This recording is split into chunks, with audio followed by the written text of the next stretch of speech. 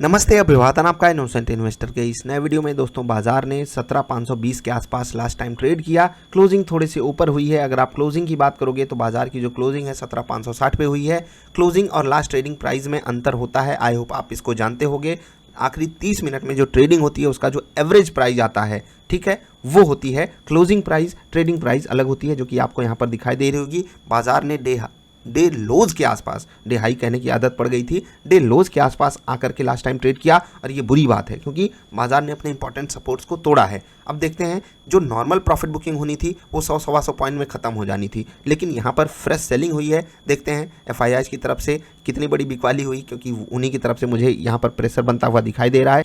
Plus DII का support भी थोड़ा कम रहा होगा, इसलिए ऐसा हुआ। चलिए, बुरी क्लोजिंग तो हुई है, लेकिन बहुत बुरी नहीं हो सकती। 17,500 हम कह सकते हैं। एक तगड़ी वाली रैली हमने दिखाई थी 1000 पॉइंट के आसपास की, लेकिन ये जो अचानक से एक 250 पॉइंट की गिरावट आ गई ना, ये एक मतलब अनकम्फर्ट वाला माहौल बना रही है। देखते हैं आगे क्या होता है। आपके साथ हम बिल्कुल सब कुछ शेयर करने की कोशिश करेंगे। बात करते हैं निफ्टी के इंपॉर्टेंट लेवल्स की। निफ्टी ने आज अपने इंपॉर्टेंट लेवल्स को किस तरीके से तोड़ा और कब आपको अलर्ट हो जाना था। मैंने आपको कल की बाजार में 3 लेवल्स बताए थे अगर बाजार गिरती है तो। 17,708, देखिए बाजार वहाँ पर समय बिता रही थी या नहीं, आप खुद जाकर यहाँ चेक कर सकते हो। 17,708 पे आपको क्या करना था, ठीक है। उसके बाद 17,662 आप देख लीजिए बाजार ने यहाँ पर समय बिताया। उसके बाद 17,601 आप देख लीजिए बाजार ने इस लेवल को तोड़ा, फिर अचानक से फिसल ही गई। ऑलमोस्ट 70-80 पॉइंट फिसल गई वहाँ से। तो ये रहा आज बाजार का कारनामा। ओवरऑल सिनारियो में बाजार ने एक ट्रेंड सुबह ही डिसाइड कर लिया और उसी ट्रेंड को बाजार फॉलो करती रही। और जब भी बाजार ऐसा कोई ट्रेंड बनाती है तो आपको पता है क्या कमाल होता है। आप सब जानते हो, बताने की कोई भी ज़रूरत नहीं है। 3 मिनट की कैंडल सारे टारगेट हिट फ्यूचर्स में, 10 मिनट की कैंडल सारे टारगेट हिट फ्यूचर्स में। ऑप्शन वाला ट्रेड मैं डेली आपसे डिस्कस करता हूँ, आज भी करूँगा। और इसीलिए मैं कहता हूँ सेटअप बनाओ अपना। रोज़ रोज़ आकर आपके साथ मैं चिल्लाने की कोशिश करता हूँ कि आप में से कुछ लोग तो समझेंगे, कुछ लोग तो सीखेंगे। वीडियो जा करके देखो व्हाट इज ट्रेडिंग सेटअप, और उसके बाद सेटअप बनाओ। क्योंकि जब आप सेटअप बनाओगे तो आपको आप ही का सेटअप बता देगा कि भले ही बाजार कुछ भी कर रही हो। देखिए, शुरू की 3 कैंडल्स लगातार रेड बनी थी, उसके बावजूद भी आपको यहाँ पर बाई करके जाना था। क्या पुट बाई करना था, और आसानी से आप यहाँ पर जो 700 की पुट बाई करते, देखिए उसमें आपको कितना बड़ा टारगेट मिलता। आप यहाँ पर देख सकते हो 3 मिनट की कैंडल पे। अब पूरे में आप पार्टिसिपेट कर पाओ ना कर पाओ, उसकी जिम्मेदारी मेरी नहीं, क्योंकि मैंने आपको ट्रेलिंग स्टॉप लॉस सिखाया है। आप उसका उपयोग किस तरीके से करते हो ये आपके ऊपर है। 10 पॉइंट मोमेंटम पे, 15 पॉइंट मोमेंटम पे, 20 पॉइंट के मोमेंटम पे आप किस तरीके से चीज़ों को डील करते हो वो आपके ऊपर है। हाँ, बस जो भी आप सेटअप यूज़ करोगे, जो निफ्टेडर सेटअप है, वो आपको सिर्फ इतना बताएगा, पुट बाई करके आज आपको चलना है 3 मिनट की कैंडल पे। और उसके बाद क्या हुआ आपको पता है, सारे टारगेट आज आपको मीट होते हुए दिखाई दिए। और ये one of the best performance होती है जब 4 के 4 टारगेट्स आ जाएँ, और इकलौता अगर आप ऑप्शंस में ट्रेड करते हो तो 2 के 2 टारगेट्स आ जाएं। अब यहाँ पर मार्जिन की जो रिक्वायरमेंट होती है वो कम होती है, प्रॉफिट एंड लॉस थोड़े से बड़े बड़े होते हैं, इसलिए आपको यहाँ पर जो रिस्क वाली क्षमता होती है उसको थोड़ा ज़्यादा रखना पड़ता है जब भी आप ऑप्शंस में ट्रेड करते हो, ठीक है। लोग कहते हैं कि एक्सपायरी के दिन ऑप्शन बाइंग नहीं करना चाहिए, और देखिए ऑप्शन बाइंग में ही सारे टारगेट हिट हुए हैं। होता है ना कमाल, तो ऐसा ही हो जाता है। खैर, 400 रुपये पे पहुँच गया ऑप्शन का प्राइस, ये थोड़ा सा अजीब लग रहा है मुझे। खैर, 300 पे अगर आप ऑप्शन खरीदते हो, 300 के नीचे ही आसानी से आपको मिल गया था 271 रुपये के आसपास, ठीक है। आसानी से आपका एवरेज प्राइस था 300 पे। अगर आप 50 की लॉट साइज पे करते हो तो आपका जो मार्जिन रिक्वायर्ड होता है वो होता है 15,000। जब इंडिया विक्स थोड़ा सा वोलाटाइल हो जाता है तो ये मार्जिन थोड़ा सा बढ़ सकता है, लेकिन 25,000 के आसपास आप आसानी से ट्रेड्स ले सकते हो, ठीक है। एक ट्रेड कंप्लीट ही हो जाता है तो दूसरे ट्रेड में घुसो, ठीक। अगर आप दोनों ट्रेड लेना चाहते हो तो एवरेज के सिनारियो में आपके पास 25,000 होने चाहिए। मोस्ट ऑफ दी केसेस में आपको ये 25,000 से कम का ही मार्जिन देना पड़ता है। क्यों? क्योंकि जैसे जैसे समय बीतता है मार्जिन की रिक्वायरमेंट कम हो जाती है। तो आज 3 मिनट पे भी सारे टारगेट हिट हुए पुट बाइंग में, और यहाँ पर 650 की पुट हमने बाई करी थी 10 मिनट की कैंडल पे। उसमें भी आप देख सकते हो कितना बढ़िया आपको यहाँ पर टारगेट मिलता हुआ दिखाई दिया। और ये दिन रोज़ नहीं आएगा, मैं फिर से कहता हूँ, पूरे महीने में हमको नेट ऐसे 2 या 3 दिन चाहिए। 2 या 3 दिन ऐसे चाहिए जिस दिन हमारे ऑल टारगेट हिट हों। बाकी सभी दिन में अगर हम कॉस्ट पे भी रहेंगे तो ये बहुत बड़ी, मतलब आप इसको नहीं एक्सेप्ट करना चाहोगे, लेकिन मैं बार बार कहूँगा आपको कि 22 में से 19 दिन हमें कुछ नहीं चाहिए इस बाजार से। 19 दिन हमको, मतलब समझ लो आप प्रैक्टिस कर रहे हो, केवल हमको 3 दिन टारगेट चाहिए। अब 3 दिन अगर हमको 2-2 टारगेट्स मिल जाते हैं, नेट की मैं बात कर रहा हूँ ओवरऑल, ठीक है, तो 6 टारगेट्स का मतलब क्या होता है मैं आपको समझाता हूँ। 20 पॉइंट 50, और इसमें मैं इसको 1000 मान लेता हूँ, 200 रुपये मैं ब्रोकरेज मान लेता हूँ, जो कि उतना नहीं लगना चाहिए।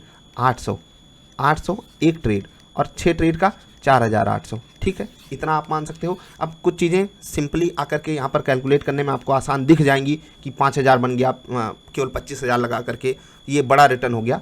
लेकिन मैं आपको सिर्फ एक कहानी यहाँ पर बताना चाहता हूँ। 19 दिन हमने कुछ नहीं लिया है, तब ये बात कर रहा हूँ, और इसीलिए हाई रिस्क हाई रिवॉर्ड वाला ट्रेड होता है ऑप्शंस का। ठीक है, अगर आप यहाँ पर होने वाले रिस्क को समझते हो तो आपके लिए हाई रिवॉर्डिंग ट्रेड बन जाता है। मैं आपसे कहता हूँ 20-25% से ज़्यादा पैसा यहाँ पर आपको नहीं लगाना है। आप कहीं पर भी ऑप्शंस में ट्रेड कर रहे हो, और ऑप्शंस में अगर ट्रेड करो इंडेक्स में करो, और इंडेक्स में भी आखिरी 2 दिन अवॉइड कर दो, अगले महीने वाले ऑप्शंस में जाकर के ट्रेड किया करो अगर करना ही है तो। बाकी जिन लोगों को ऑप्शन से डर लगता है या जिन लोगों को कम रिस्क लेना है वो ऑप्शन से दूर ही रहें, तो उनके लिए ज़्यादा बेटर है। ठीक, यहाँ पर जो हमने 4800 कैलकुलेट किया है, ये मात्र 3 दिन के नेट प्रॉफिट का असर है। 19 दिन हमको कुछ भी नहीं चाहिए इस बाजार से। हमको 2 स्टॉप लॉस 2 टारगेट, या फिर 3 स्टॉप लॉस 1 टारगेट, या उसका उल्टा 3 टारगेट 1 स्टॉप लॉस, ये सब कुल मिला करके नेट 0 हो जाए, और फिर हमको 3 दिन केवल 2-2 टारगेट्स मिल जाएं। दैट्स इट, हमें इतना ही चाहिए। 3 मिनट और 10 मिनट की कैंडल पे आज कमाल हुआ। ये कमाल काफ़ी दिन बाद लगातार, जैसे कभी कभी हो जाता था, ऐसा अभी काफ़ी दिन बाद हुआ है, तो बढ़िया है। बैक टू बैक हमारे टारगेट्स आए हैं, एंजॉय करिए। जिनके पास भी सेटअप नहीं है वो बनाने की कोशिश ज़रूर करें। वीडियो आपको आई बटन पे मिल जाएगी मस्ट वॉच प्लेलिस्ट में। निफ्टी ट्रेडर सेटअप से जुड़ने के लिए क्या एलिजिबिलिटी है और 22 दिन का चैलेंज क्या है वो आप पूछ सकते हो व्हाट्सएप पे, नीचे आपको नंबर मिलेगा। एक स्टॉक है BDL, इस पर मैंने अभी वीडियो बनाई और ये देखिए 500 के आसपास आकर के क्लोज दिया। इसको मैं एक बार और रिलोड करना चाहूँगा। आपने देखा यहाँ पर कहानी कैसे बनी, 535 से ये स्टॉक 34 रुपये फिसल गया। अब 34 रुपये का मतलब 7% होता है, और मैंने इससे पहले वाली वीडियो में भी आपको वार्निंग दिया कि यहाँ पर सिनारियो हमारे फेवर वाला है ही नहीं।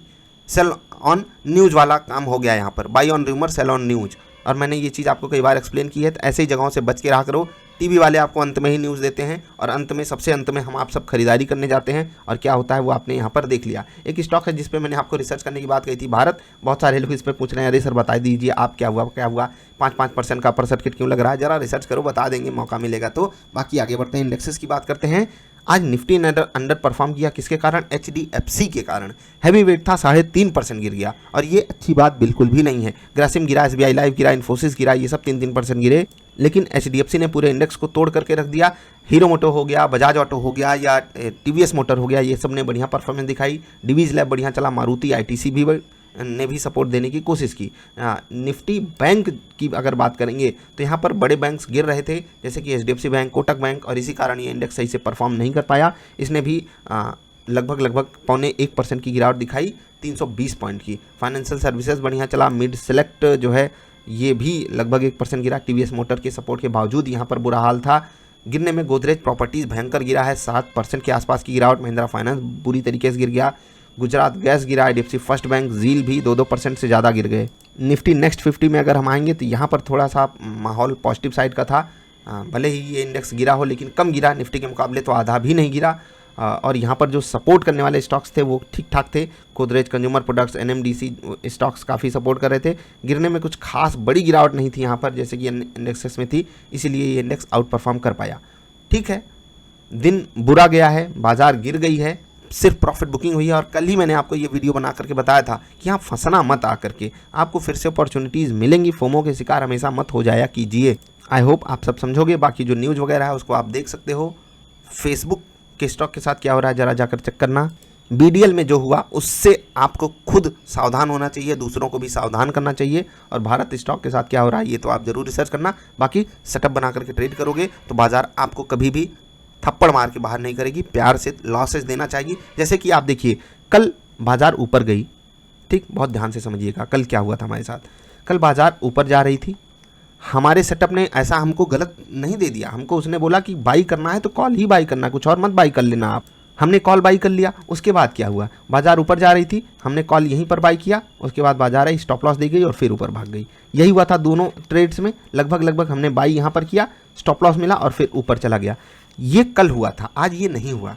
और सोचिए कि कल नॉर्मली अगर बाजार ऊपर जाती, हमको स्टॉप लॉस नहीं देती, तो कल भी हमारा एक बढ़िया वाला दिन जाता। और जब आप सेटअप पे ट्रेड करोगे यही होगा आपके साथ कि जब भी स्टॉप लॉसेस आएंगे वो आपको छोटे लॉसेस से बाहर कर देंगे, मतलब कि आप बाजार से बाहर हो जाओ, आज मैं ट्रेड एक्स्ट्रा नहीं करूंगा, दैट्स इट। लॉस लेकर के चुपचाप बाहर निकलो। जब प्रॉफिट्स आएंगे बड़े रखो। और यही खूबी है जब आप इंडिकेटर्स को समझते हो, वॉल्यूम एक्शन को समझते हो, प्राइस एक्शन को समझते हो, और ये सब चीज़ें वीडियोस के रूप में आपके लिए अवेलेबल है मस्ट वॉच प्लेलिस्ट में, देखना ज़रूर।